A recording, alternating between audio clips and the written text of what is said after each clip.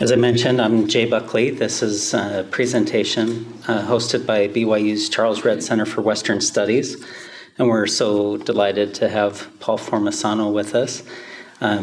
He has been hosted as a visiting scholar a few years ago and conducted some of the research here on the Colorado River, so we're delighted to welcome him back as the speaker for the William Howard and Hazel Butler Peters Lecture. Hazel Butler was born in 1912 in Douglas, Arizona, the fifth child of John Topham and Susan Elizabeth Redd Butler. As a young child, she experienced poor health, but still managed to excel at school. She graduated from the Arizona State Teachers College, now the Arizona State University, which we hope to beat on the gridiron on Saturday, in 1934, and taught school in Mesa, Arizona for a dozen years. Hazel met William Howard Peters in Phoenix, Arizona in 1941. He'd graduated in business administration from Stanford, but after the attack on Pearl Harbor, volunteered to serve in the military. He was accepted in the officers training school and served in the Air Force on the Pacific Front during the 1940s. When he returned, he and Hazel married in Pasadena and had 2 children. Hazel was active in the community and served on the local PTA. She also served as the first den mother for the LDS Cub Scouts in Glendale, California. Howard, meanwhile, served on the city council and as mayor of Glendale in the 1960s. Howard and Hazel made a substantial gift of property to the Charles Redd Center for Western Studies at Brigham Young University. We're grateful for that and established a research endowment in their name. Howard passed away in 1981 and Hazel in 1995. Now we'll have an introduction of our speaker.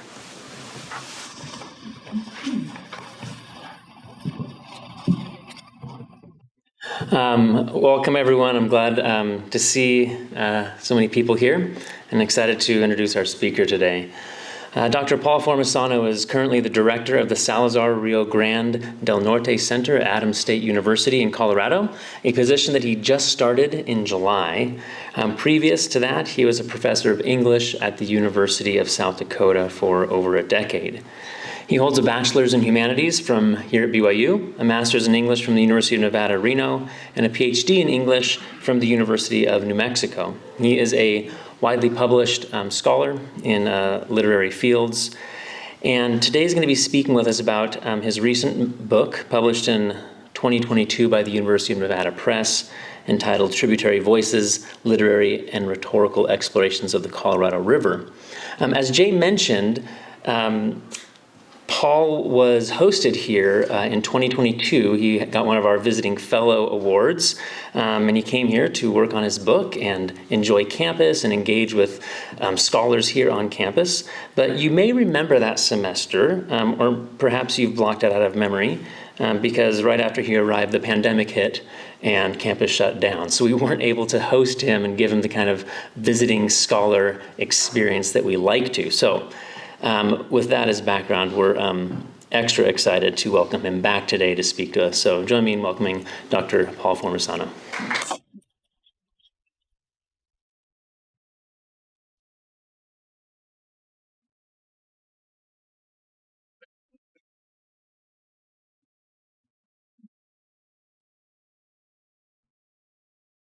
Well, thank you everybody for being here today. I know, especially you students, have a lot of things competing for your time, and so I appreciate you making time out of your day to come and listen to me talk for a little bit today.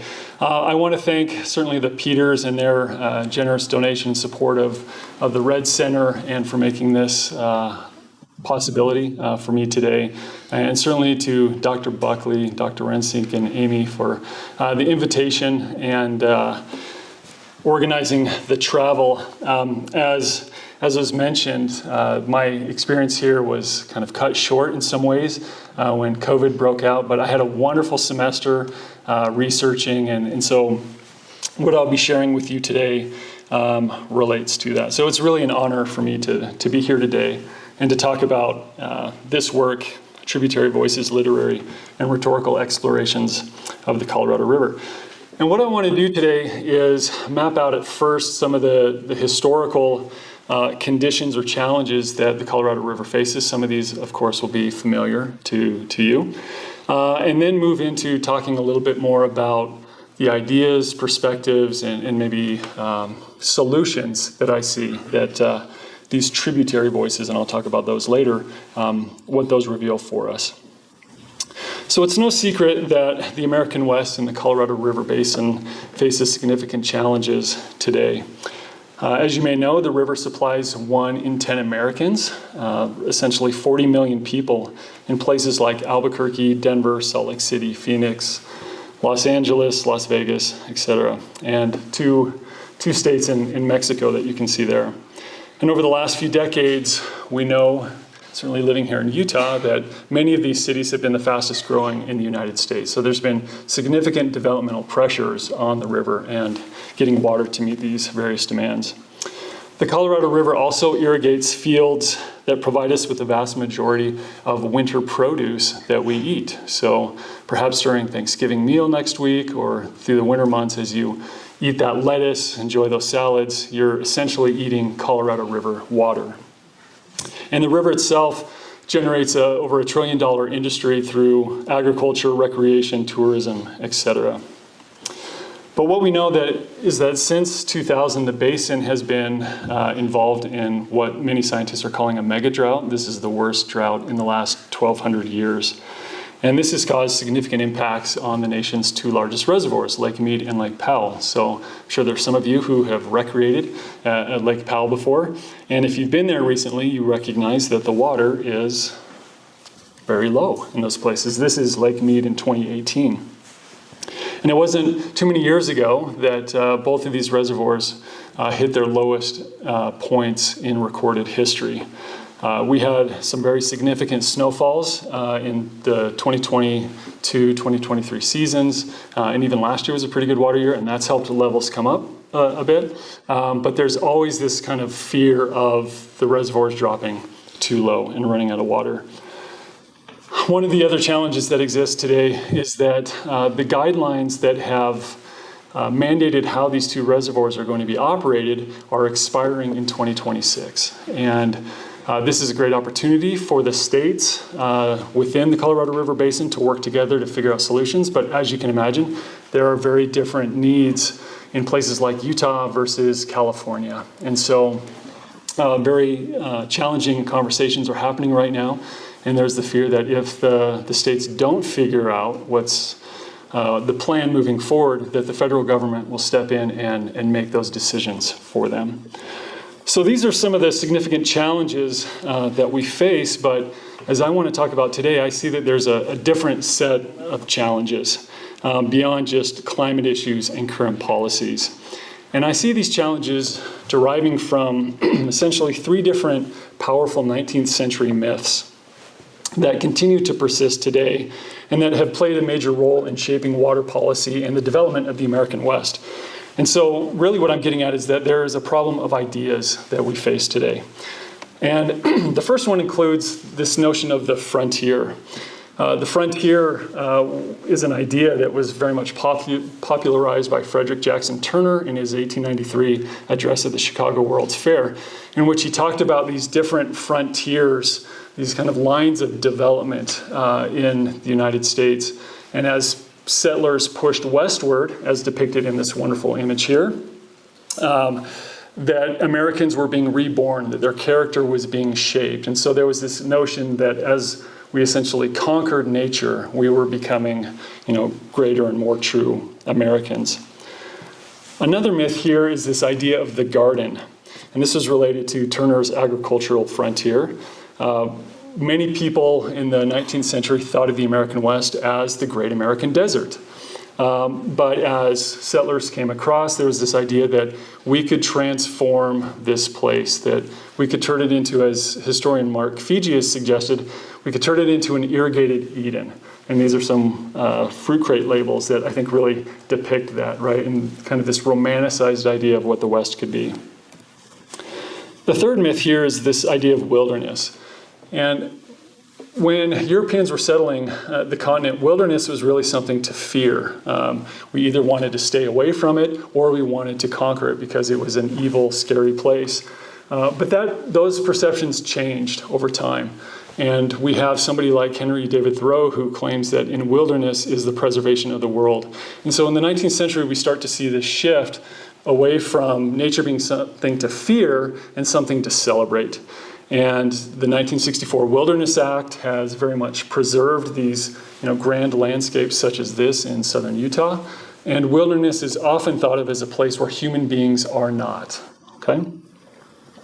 And so what I'm trying to get at here is that since the 19th century, these narratives or myths have led to an imbalance of representations as powerful interests have privileged certain viewpoints while overlooking or ignoring others.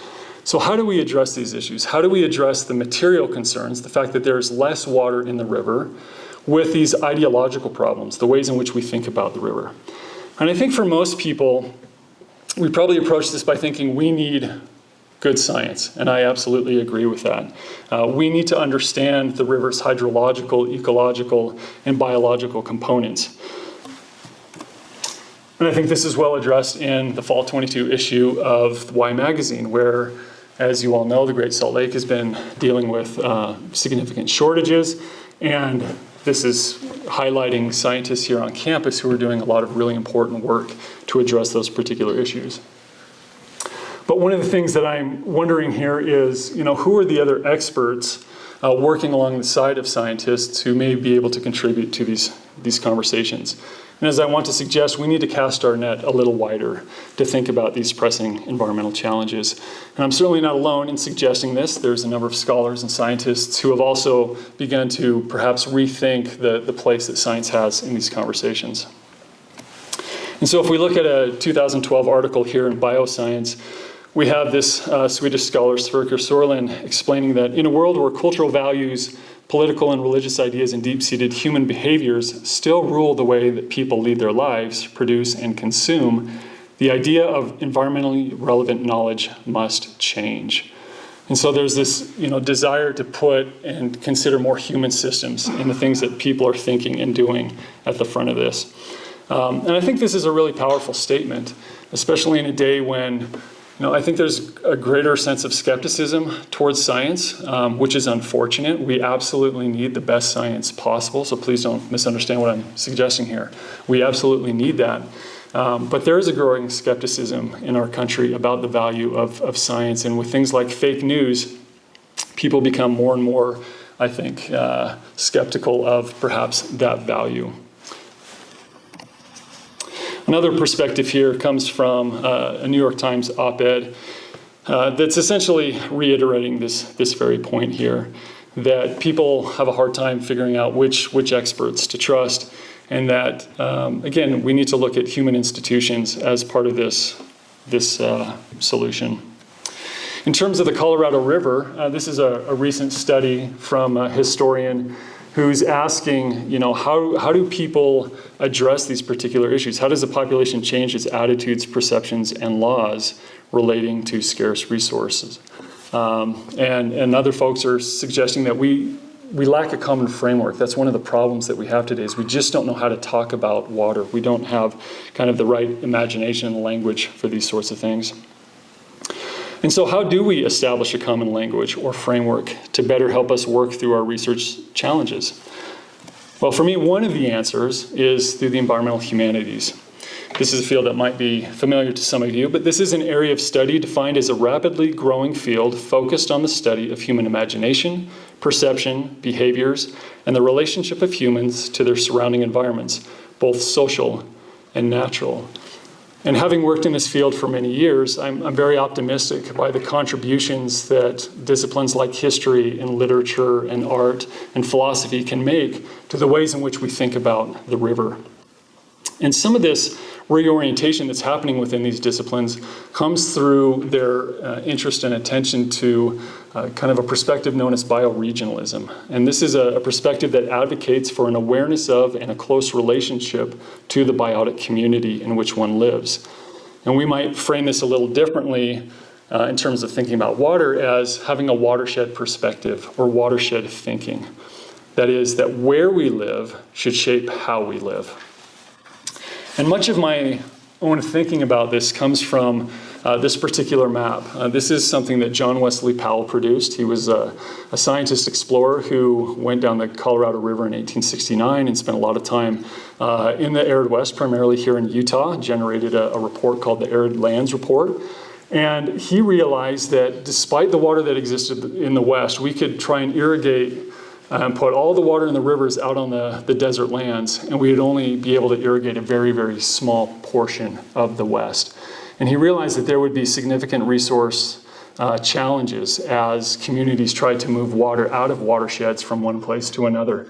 So he imagined the organization of the West like this, rather than the current state lines that we have today. So he was following more natural boundaries for watersheds. Now, of course, this actually didn't come to place. We don't have a West that looks like this. But I think this model is a good metaphor for us to think about the ways in which we consider water. I suggest that as a society, we lack a water literacy. We don't really know where our water comes from. We're not really connected with it. We perhaps don't really have a sense of where we stand within the larger watershed of which we're a part. And I think this point is well illustrated here by journalist and historian Philip Fradkin. He traveled throughout the Colorado River Basin, which you can see in this map, and he suggested that as he talked to people, right, everyone kind of focused on this idea that, this is my part of the watershed. One neighbor's vision rarely penetrated into another's backyard with any great degree of compassion. To listen to the voices, one would never suspect that they were connected to the same river, or that the Colorado led to Mexico in the expectations of its multitudes, or after being last used in that country, that it no longer emptied into the Gulf. And this was really my experience growing up. I grew up in the Denver area and have a lot of family on the western side of Colorado, and spent a lot of time traveling Interstate 70 along the Colorado. And then coming here to BYU, I spent time down in southern Utah backpacking and exploring. So I kind of knew the river to about Canyonlands National Park, but below that I had no idea what it was like.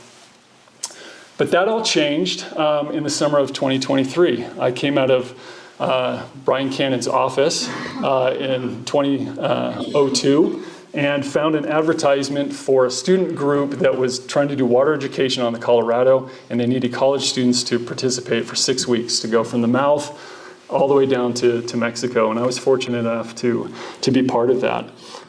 And that totally transformed my understanding of the river and the many different stakeholders that are a part of it. Now, of course, it's not feasible for all of us to spend that kind of time traveling throughout the watershed, but I think what we can do is be more aware of and attentive to the different perspectives that exist. And as George Handley, a well-known faculty member here on campus, has suggested, perception is the last great clean and renewable resource. And I love that statement. So how does the broader public become more aware of the larger basin, the impact of their uses on others, and sustainable approaches to river use? One approach is to consider what I am calling the tributary voices, or the neglected or lesser-known perspectives of the river that have been traditionally relegated to a figurative backwater. Like a river's tributaries that mix and mingle, often in turbulent ways, with the dominant or main stem reaches of a watercourse, similar to what we see here at the confluence of the Green in Colorado and Canyonlands National Park, these tributary voices converse with and challenge perspectives in various documents that have traditionally shaped Western water use and management, emblematic of the sciences, law, economics, and policy. So what we're talking about here is really a confluence of ideas, beliefs, and values that comprise the complex set of approaches that shape river management. And central to this tributary voice paradigm that I'm arguing for is the role of narrative or story that communicates relationships to the river. And we often don't think of story as a real authoritative or perhaps useful way in talking about river management. But again, a number of researchers are turning to story and its particular value in these conversations. As some scholars in the environmental humanities have suggested, attention to narrative and aesthetic form is fundamental to understanding environmental crises, because understandings of the environment are embedded in language, narrative, history, and the cultural imagination. So as human problems, environmental crises need answers that originate from the same sources creating the problems. Therefore, if our perceptions, beliefs, values are key factors in our water resource challenges, then a reorientation of those perceptions, beliefs, and values can move us towards solutions. And narrative is a powerful tool in doing this. I see narrative's value in the fact that it allows us to pause and reflect, to identify and share experiences, to offer alternative solutions, and rethink current situations. It asks us to ask difficult questions, and ultimately to consider divergent and unfamiliar viewpoints. So by attending to the value of story from historically neglected perspectives, I'm attempting to recover or reclaim their significance within our understanding of Western water development and future management. And I do this by looking at a variety of different texts and genres about the river and basin. So everything from literary fiction and natural history and nature writing to memoir, digital media, film, manifestos, and even public speeches. This term reclamation carries a lot of baggage when we consider water in the West.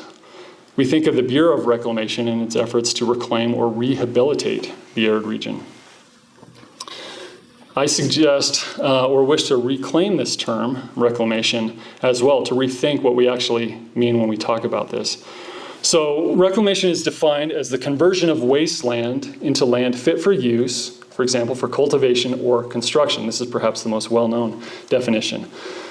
This definition was first given in 1810 to describe the draining of excess water in Ireland and has become the primary means of understanding this particular term.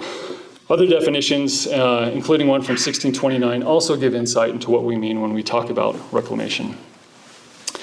That it's the action, fact, or process of reforming a person morally and spiritually, the saving of a person from a way of life considered immoral, dissolute, or otherwise undesirable. Reformation, moral improvement, redemption, or reformation. And since its inception, Western reclamation has been the process of redeeming a lost and fallen land, making it productive and fruitful, or essentially making the desert blossom, right? But such definitions of reclamation, when considered in light of today's water challenges, should urge us to think differently about the redemption of Western lands. In fact, one of the more recent definitions of reclamation is just this: a reassertion of a relationship or connection with something, a reevaluation of a term, concept, in a more positive or suitable way. Thus, what might reclaiming reclamation within the context of our current water challenges suggest for us? If we return to the 1629 definition, we might reimagine Western water use through the lens of an ethical or moral reformation for the purpose of improvement. In this case, to ensure that there is sufficient water for our present needs and for future generations. Thus, faith in a better future, seeing outside our immediate purview, and creating a greater ethic of place are hallmarks of this new Western reclamation that the tributary voices help us understand.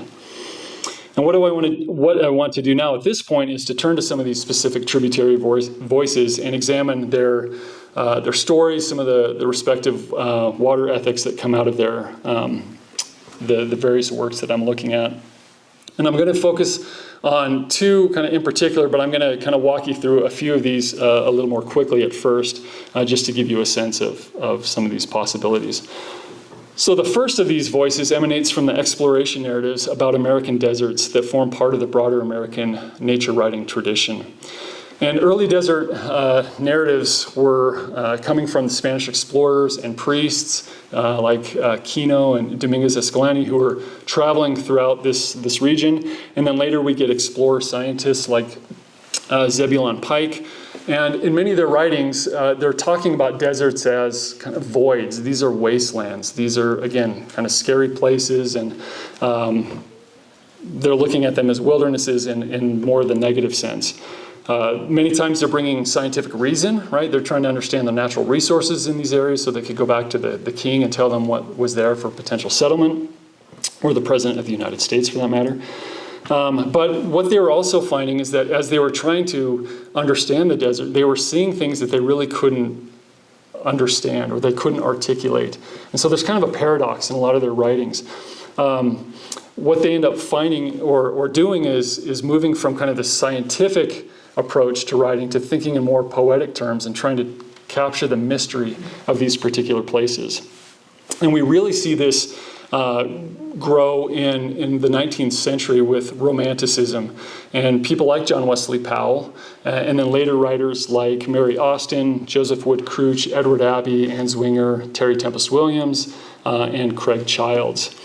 And I was particularly interested in Craig Childs' work because he was is a trained desert ecologist who has spent a lot of time on the Colorado Plateau trying to understand water in the desert. But what he finds is that science doesn't provide all the answers, and he has to rely on other kinds of knowledges. These are some of the works that he's most well known for. And so at one point he's walking through the southern Utah, northern Arizona, and he's about to walk through this big expanse of cryptobiotic soil, right? This soil that has this special kind of lichen on it. And he says, "Science is easy for me. With all of its neatly turning gears and ratios, I can put my weight against it in discussions with learners of obscure disciplines, fluvial geomorphology, osteology, microbiology. But I have also known that I should not put my weight there. With this limited human spectrum of sensations, our blithely unquestioned bias of self-superiority, how can I possibly confide in the imagined purity of science? Devastated beneath my boots are colonies or rare desert mosses and these brittle, creeping colonies of blue lichen. Hard science barely allows for mystery, for true science, sacrifice and loss. It robs the soil of what I see now." And essentially what comes out of a lot of his works is that he's working toward this relational knowledge as he's synthesizing different kind of epistemologies or ways of knowing, that he's drawing on science but also looking at traditional knowledges and other ways to better understand what he's thinking. And I see that kind of relationality as an important approach that we need as we seek to live in the arid West. The second voice I look at here is kind of from a women's perspective in women's Grand Canyon boating narratives. These are essentially, we could think of them as Colorado River Westerns that challenge the typical wilderness and lone male conquer the West narratives that have dominated writing about the Grand Canyon. And if you think of Westerns, right, works by Zane Grey or Louis L'Amour, movies John Wayne and whatnot, these works have been described as works by men writing about men, right? That's the audience. That's who they're trying to target here. And we see that through works from John Wesley Powell in the 1800s, all the way up through works like The Emerald Mile by Kevin Fedarko in 2013. But as the slide suggests, there is this growing group of writers and women's voices about the river, about the Grand Canyon. And these start as early as 1911 with Edith Kolb, and then women like Bessie Hyde in 1928, Mary Ransom North in 1930. She was actually just a little girl traveling with her parents down to Colorado. And then in 1937, Lois Jotter and Azelda Clotter were botanists from the University of Michigan, and they're some of the first women that went through the Grand Canyon, and they were cataloging many of the Grand Canyon species. And so if we look at these two quotes here, the first is from Buzz Holmstrom, who is a pioneering rafter on the Grand Canyon.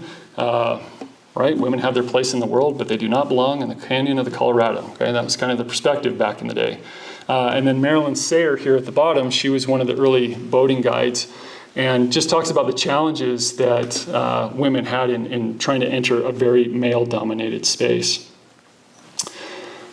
So in thinking of these various narratives as Westerns, if the traditional Western influenced people's beliefs about the way that things are, as Jane Tompkins writes, that what the hero experiences is what the audience experiences, what he does, they do too, this growing collection of women's boating narratives opens us to a new reality about the river and for whom the river flows.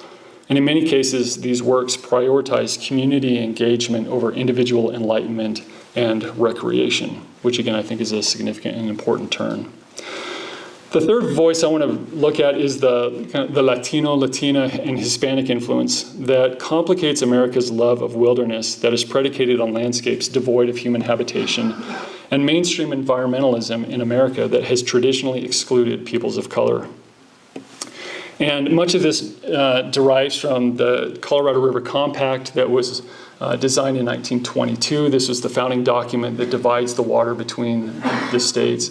And even though the river flows through Mexico, Mexico is completely left out of that conversation. And it wasn't until 1944 that some laws were put in place for Mexico to get some of that water, and then not really until the 1970s was water quality part of that conversation. And so the Mexican, Hispanic, Latino, and Latina influence has been very much kind of on the periphery of conversations about the Colorado River historically. But I think there's some really valuable perspectives that these communities bring to our understanding. And the first is this idea of querencia. This is a deep sense or place rooted, it's a deep sense of place rooted in one's commitment to future generations. And so very much this being rooted in place in intergenerational knowledge and trying to take care of a place for the future. There's also this idea of the good life. And this statement comes from literary scholar Priscilla Ibarra, who describes the good life as that which embraces the values of simplicity, sustenance, dignity, and respect. They function to preserve mutually healthy relations among individuals and communities. The values in good life writing implicitly integrate the natural environment as part of the community and thus cultivate a life-sustaining ecology for humans. So I think you can kind of hear some resonances here of this emphasis on community with some of these different perspectives, that's really where many of these voices are moving toward, is that we need to be working together, that there needs to be collaboration. And so what I do is I trace querencia and various articulations of the good life through stories expressed by New Mexican farmers flooded out by the construction of Navajo Dam in the 1950s. And this is an image of the town, the church, the town of Rosa. This no longer exists. This is below the reservoir itself. I also look here at a recent short film called Leche Miel, Milk and Honey, about farm workers in Yuma, Arizona, and the connections that they have to the river. And then also I spent time looking at Mexican river restoration documents and the ways in which communities in Mexico are articulating, telling stories about their connections. Well, one of the most significant tributary voices, and one that is certainly gaining a lot more attention today, is that which derives from tribal nations. And I'm particularly interested in some documents that were written by the 10 Tribes Partnership. This is a coalition of tribes from the Upper and Lower Basin who in 1992 came together and are trying to basically put themselves on the map, get a seat at the table, and be able to talk more about the important relationships that they have with the river. And so in 2018, the 10 Tribes Partnership released their tribal water study, and they did this in partnership with the Bureau of Reclamation. And in this very long document, they outline each of the different tribes' historical connections to the river, their current uses of water, and what their projected needs are, kind of mimicking a previous study that the Bureau of Reclamation had done. But there had been very little treatment given to tribes in putting something like this together. And so what this study does is it emphasizes the tribe's own perspective. And they foreground that exact language, that this is written from our own perspective. And so essentially what they're working toward is asserting their tribal sovereignty, that they are the ones that are going to tell the story about their water rights and their relations to that. And I think this is very clear. This comes out in this very unique perspective in the vision statement at the beginning of this document. And so the statement emphasizes, right, water is life, and we've heard that perhaps a lot in various slogans, agua es vida, right? Water is life, water is the giver and sustainer of life. It's sacred and a spiritual element to the tribes of the partnership. The Creator instilled in the first peoples the responsibility of protecting the delicate, beautiful balance of Mother Nature for the benefit of all living creatures. The partnership will embrace and own the stewardship of the Colorado River and lead from a spiritual mandate to ensure that the sacred water will always be protected, available, and sufficient. And you probably don't have to read too many water reports to recognize that this is a very different approach to talking about natural resources, right? We're talking here about we are leading with a spiritual mandate, that it is our responsibility to steward these particular waters.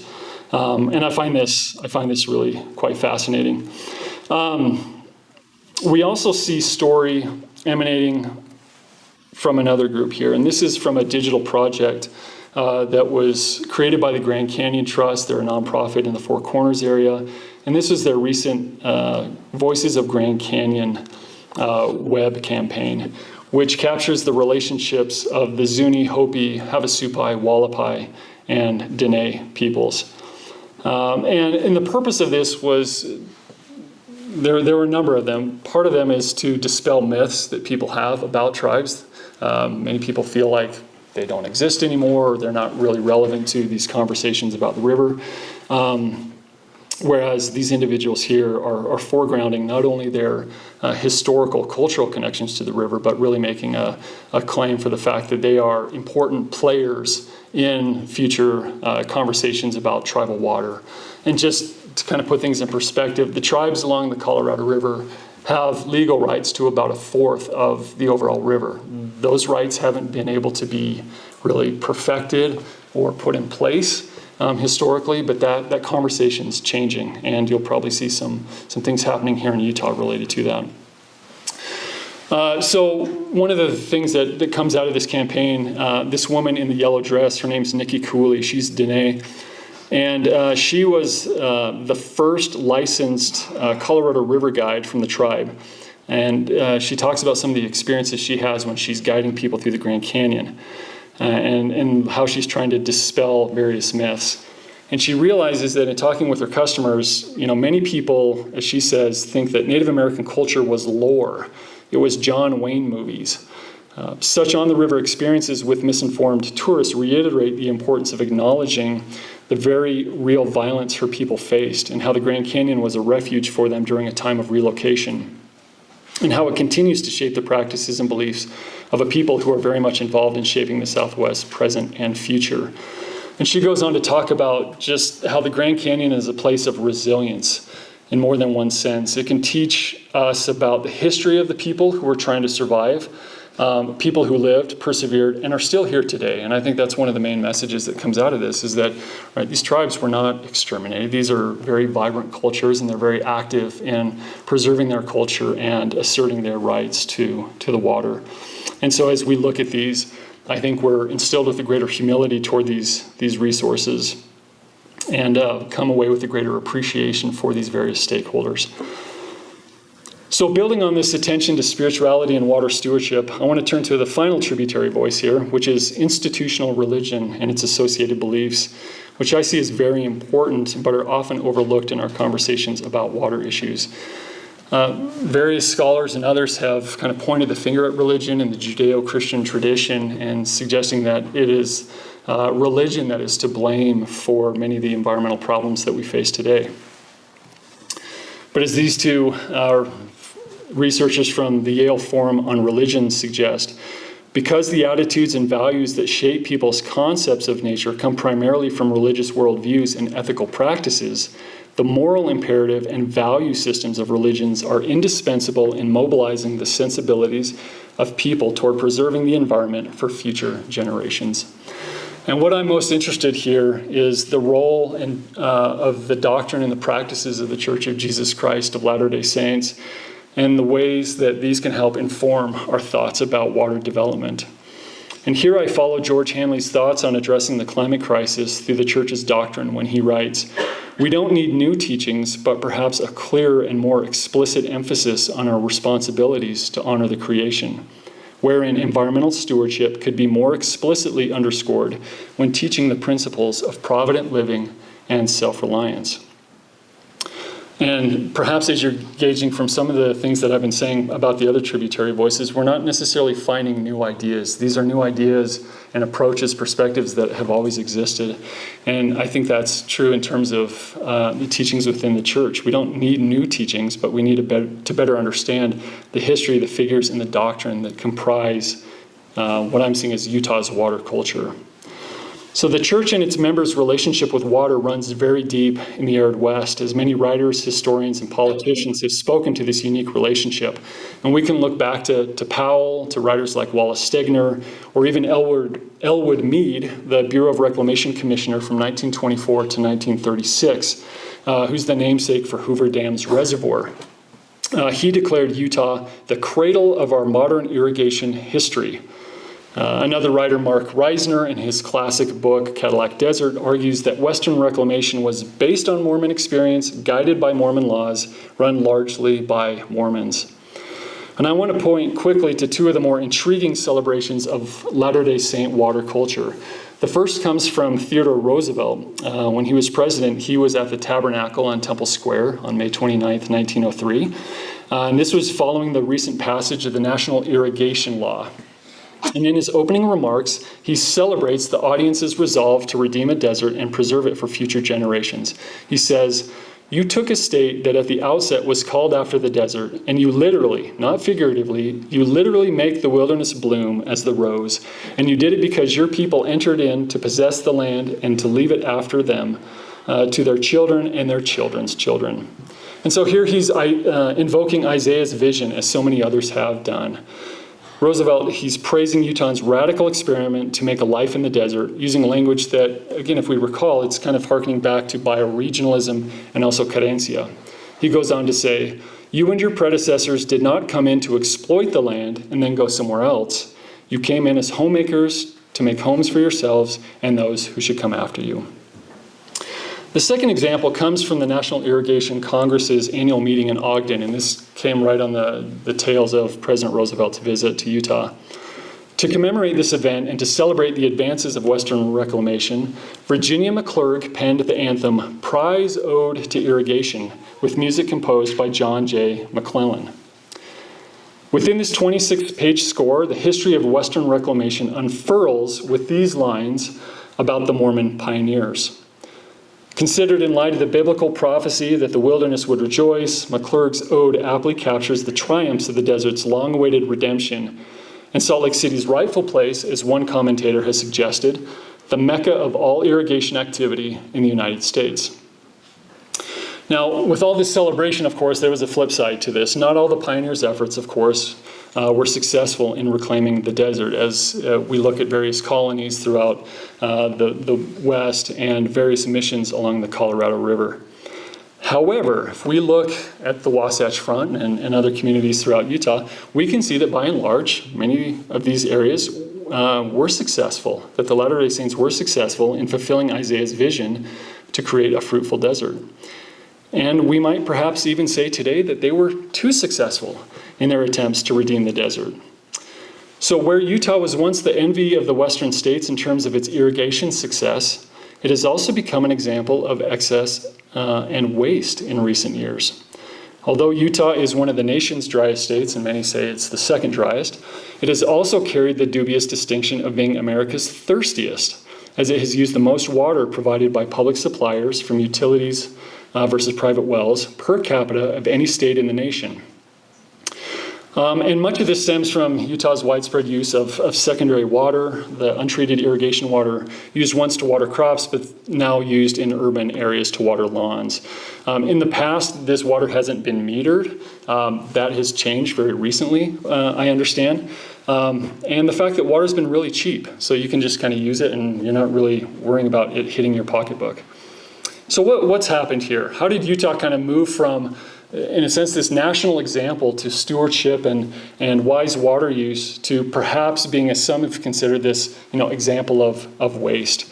Well, there's a lot of different reasons perhaps why this happened, but one I like to draw from here comes from BYU history professor Tom Alexander, who described this as a forgetting or a gradual loss of the collective memory of a salutary environmental theology. Essentially, we've forgotten kind of this relationship that we've had.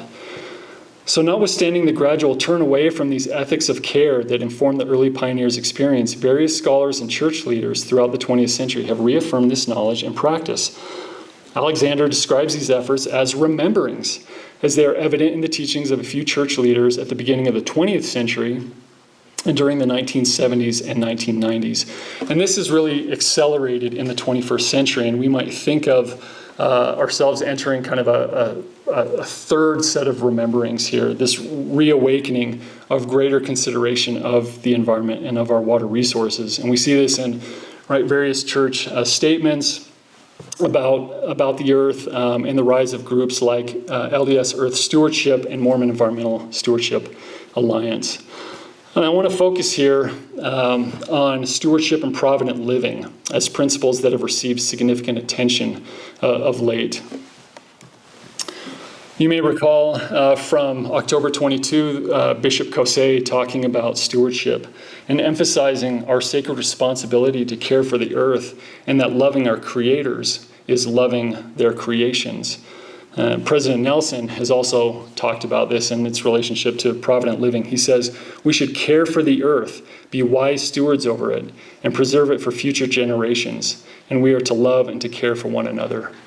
And one of my favorite statements comes from Sharon Eubank. When she was first counselor in the General Relief Society presidency, she had the opportunity to speak to LDS Earth Stewardship.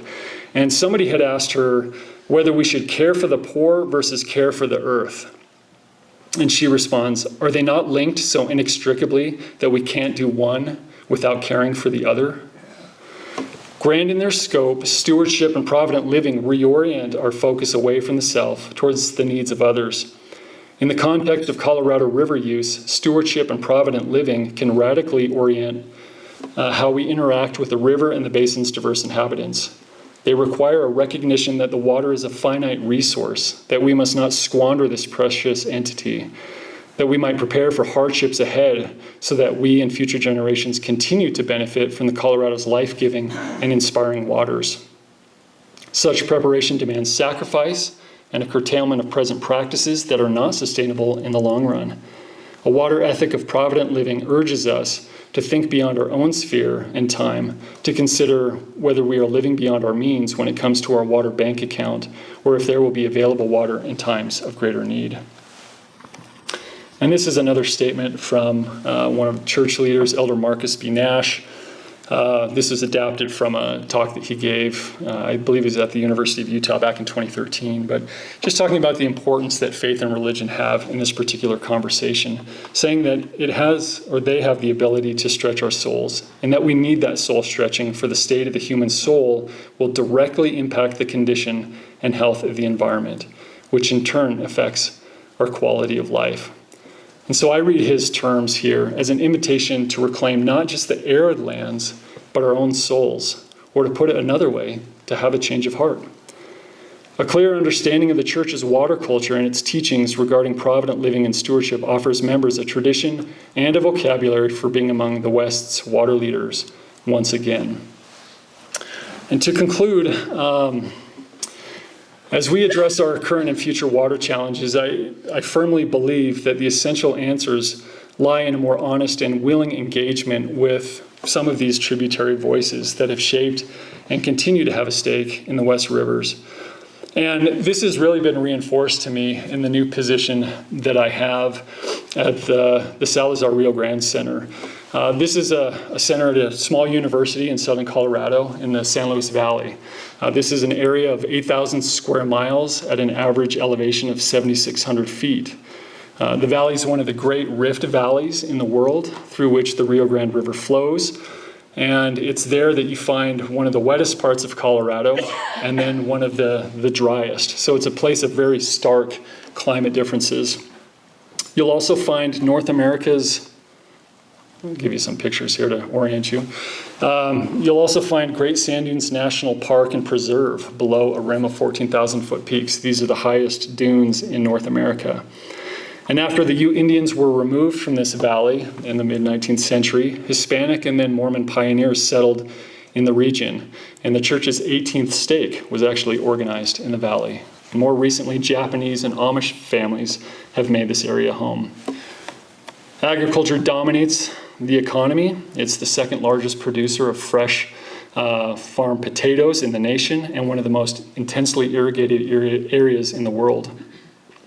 And what these various factors have done is they have created a very active, engaged, and diverse water community that is a model to the state of Colorado and other groundwater operations throughout the U.S. And so if we think back to Powell's watershed map from the beginning, that's obviously not something that we can necessarily implement to try and address our water challenges. But its legacy of watershed thinking lives on in Colorado's unique roundtable system that has organized state water development and policy within the state's 8 major river basins. The Rio Grande Roundtable monthly meetings brings water officials, scientists, farmers, ranchers, environmentalists, recreationists, politicians, city and county administrators, educators, and the general public together for conversations about how best to manage the valley's limited water resources.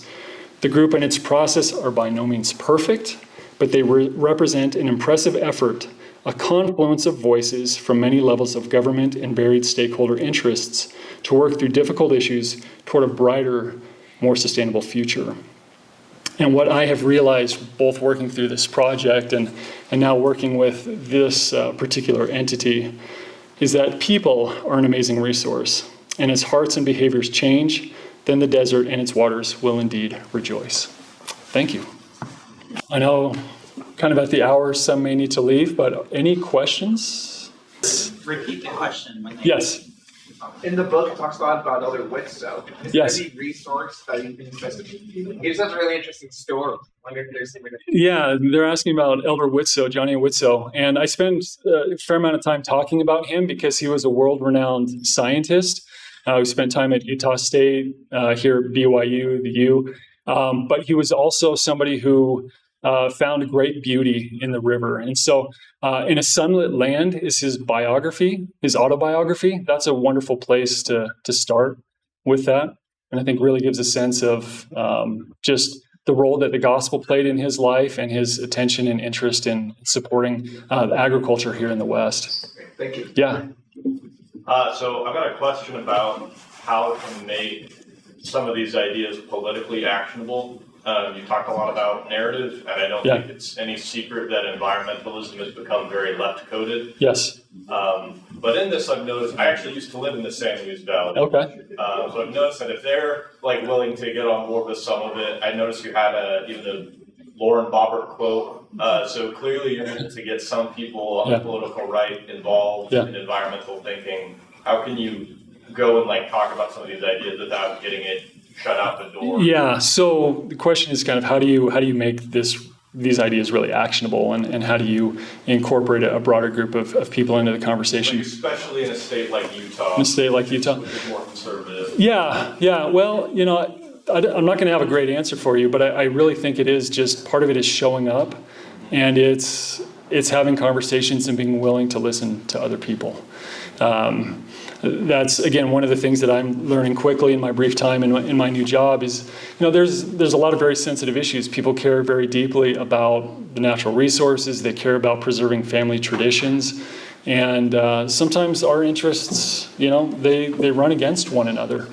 I think in where I'm at now, one of the things that we have going for us is that there are just so many water challenges and water shortages. They're much more kind of in the face and on the surface there than we see them here. And that has really forced people across the aisle to work with each other because they realize that, if we don't do something together, then we're all going to suffer. So I think there's a great deal of patience and humility that has to come with this kind of work. And again, I think just being willing to listen and understand where people come from. But then also, I think, for you, those of you who are younger, to just be involved, to show up and be part of these conversations. That goes a long way. And often these water conversations are full of rooms of silver-haired individuals, and there definitely needs to be a younger generation. And I think as you tell your stories, that can start to shift that a little bit. But, other questions? Yeah, Mike. Yeah, well, thanks for being here, Paul. It's good to see you. That's good to be here. Again. I'm just curious where you've seen these diverse tributary voices coming into conversation with one another in productive ways. So, as you look through, I love this attention to distinct communities. Yeah. But kind of related to the last question, these distinct communities are often in conflict with one another. Yes. How they view water as resource, whether that's financial, spiritual, whatever it might be. Right. So in your research, have you come across places where these distinct communal voices have come together in something that that actually produces action. Right, yeah. And I guess I'll point back to that roundtable idea in Colorado. This is a really productive space. And again, each major river basin is divided into a roundtable. They have appointed seats by the governor from the county commissioners, mayors, et cetera. But then they also have an environmental seat. They have a recreation seat. Where we're at in the San Luis Valley, there's obviously a very large Hispanic community. And so we have individuals that represent the acequia tradition, so these kind of communal ditch communities that are there participating. We have the local ditch riders and reservoir communities. So I think that is, I'm learning that this is a really, I think, an amazing kind of model that could be replicated elsewhere, because it's bringing all these different entities together, and it's there that funding requests are made to put in new ditches or to pursue various education things. There's Trout Unlimited's there, and they're having conversations, and we've had some really interesting collaborations where Trout Unlimited and the local farmers of a ditch company work together to be able to change some of the flows from a reservoir to actually provide water in the streams for trout in the winter. And that's, you have kind of the environmental side and the ranching side being brought into this particular space, having many conversations over many years, and that actually starting to bear some fruit. We don't have a huge native presence in terms of, the reservations in Colorado aren't in our roundtable, but if you just go over the pass over toward Durango, you have the Southern Ute and Ute Mountain Ute reservations, and they are very active in the conversations there. They're having some very difficult conversations with the reservoir companies and federal officials about the water that they're legally entitled to but haven't had the rights to get. I guess I keep pointing back to that roundtable idea, but I think that's been one of the most productive spaces that I've seen. Our particular roundtable isn't necessarily like others throughout Colorado. They all have their own challenges. But just like Utah, they are very strong agricultural interests, very strong recreation interests, environmental interests, and having kind of a formal setting once a month where everybody's coming together and talking about these things has borne some good fruit. Yeah. How strong is the influence of Northwestern Mexican voices on this, as it's mostly dry over there? Yeah. Well, the United States has agreements with Mexico, both on the Colorado and the Rio Grande River. There are treaties with those rivers. And so over the last decade or so, the United States made some amendments to some of the laws in order to benefit river restoration in Mexico. And so Mexico certainly has a presence in that, and it's taken time for them to be more part of that conversation, just like tribes over time. Right now, if you're following the news, there's been a lot happening on the Rio Grande with water, as Mexico owes the United States a lot of water, and so there's been some hard conversations there. So they're definitely at the table. They're part of that conversation. We have legal obligations to have those conversations. But the majority of the people relying on the Colorado River are here in the United States, and 99% of the water comes from the United States. So for those reasons, I think it's been easy to kind of overlook Mexico. But again, they produce a tremendous amount of produce from the river, from the Mexicali area and whatnot, and so we're definitely dependent on them too. Yeah, Tom. Do you think we're going to have to modify prior appropriation in order to deal with geez. I've heard a lot of people talk about this, and can we change that? Some of the things that I've been seeing in Colorado is that prior appropriation is the foundational law, right? That first in time, first in right. Yeah, that's right. But I think groups are trying to work creatively within those to be able to ensure that everybody's potentially sharing the burden together. And so the states, California, Arizona, Nevada, et cetera, California has that priority right. They get the most water from the river, and historically they've been able to use it to the detriment of some of the other states. And right now, as part of this reworking of the interim guidelines from 2007, I think states are trying to figure out how can we kind of do this so that everybody's feeling the pain in the same way, rather than just California getting all the water they need and then Arizona and Nevada suffering extensively. So I don't know. I'm not a lawyer, but to overhaul something like that, I think it's a tradition of 150 plus years of experience, and it's worked pretty well in a lot of ways. But I think there's going to be kind of amendments, or at least room for flexibility for groups to work within that. And Colorado has been doing some of that with just people trying to share water between groups and maybe not taking as much as they necessarily need to and pushing it elsewhere. So, but I don't know, that's something that's continually on the table, people saying, we need to maybe rethink that foundational legal principle. Yeah. If the Colorado River is supplying, I guess, 1 in 10 Americans, is that what you said? Yeah. I guess with rising population demands, what kind of is a plan B if that water supply isn't able to meet the rising population? Yeah. Well, for decades, people have talked about building pipelines from the Great Lakes, pulling glaciers down from Alaska, building desalination plants along the Pacific coast. These are obviously very extreme ideas, and I think the move is more toward, can we conserve water? That's where that needs to happen. I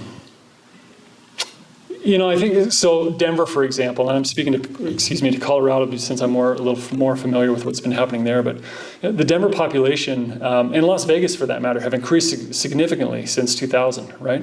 But their water use has not. Las Vegas is a great example of this. Their population has increased tremendously, but their water use has actually gone down. And they've done things like ripping out non-functional turf, so grass that's just in the medians that nobody uses except, just sprinkler gets wasted. So they've been doing a lot of water saving activities to free up water so people can actually drink it. Really the issue here is that most of the water, 70 to 80% of the water in the American West is used by agriculture. And so that's where a lot of hard conversations are happening, right? Farmers are leasing water to municipalities. And that idea is kind of called this buy and dry thing where, right, you're buying the water and then the farms go dry. That's not good either because we need food to eat. But there are, again, creative things being put in place to shift some of that water from ag to lease it for a certain amount of time, to pay farmers so they're not putting water on the crops. Some of it's maybe shifting the crops that people are producing. So the American West is a great place to live. It's very desirable for a lot of reasons. People like to come here, right? But there's only a limited amount of water, and we've got to think creatively about how we're doing that. So, worst case scenario, people would have to leave. There'd be an exodus, I think, out of here. But any other questions? Yeah. I know, Paul, you were talking in the San Luis Valley being a great potato grower. Yeah. That uses a lot of water. Yes. Are there people acceptable to the idea of changing what they grow? Yes. Yeah, there's actually a project right now called the Rye Resurgence Project, where a number of farmers are swapping out potatoes. Potatoes take anywhere from 18 to 30 inches of water to grow a crop, and I like potatoes. I like to eat potatoes. But they also cause a lot of harm to the soil. They're very intensive in terms of the farming and the things that are applied to the potato fields. And so folks are planting rye, and they've done that in the past. It's just kind of a winter coverage. In the valley, it gets very windy in the spring, and you get these huge dust storms, so people have planted different crops to keep the soil down. But now folks are deciding or seeing that rye can be used in a lot of different projects. So there's a number of breweries and distilleries that are going up down there, but also bakeries, et cetera, finding that rye is something that it's about 12 inches of water. And it can grow throughout the winter. It helps keep the soil down. And, people will grow it if there's a market for it. That's really what it comes down to. And so as those markets expand, I think there'll be more people shifting some of the crops that they're growing. But I think having that diversification is really important. Yeah. Have you in your research delved into at all alternative methods that people are coming up with for agricultural production? Well, I think so. Efficiency is a big question in the agricultural community, right? We want to save water. And in the San Luis Valley, for example, they have used a lot of center pivots, a lot of groundwater, and they've become incredibly efficient in the water use that they're getting. 90% or more of that water is being used by the crops. So that's something that a lot of people are looking at. Can we line ditches so that we're not losing so much to bank seepage? But there's unintended consequences of that there are ecosystems that have developed around ditches and wildlife and that kind of return flows of water leaking through the banks and getting back in that are really productive. So there are a lot of various technologies out there. There's a whole world of regenerative agriculture where people are doing rotational grazing, planting these different kinds of crops to both lessen the intensification of animals, livestock on various places, to have more plants and just nutrients in the soil, growing different crops to keep the soil down, to put more nutrients into it. So there's a lot going on there.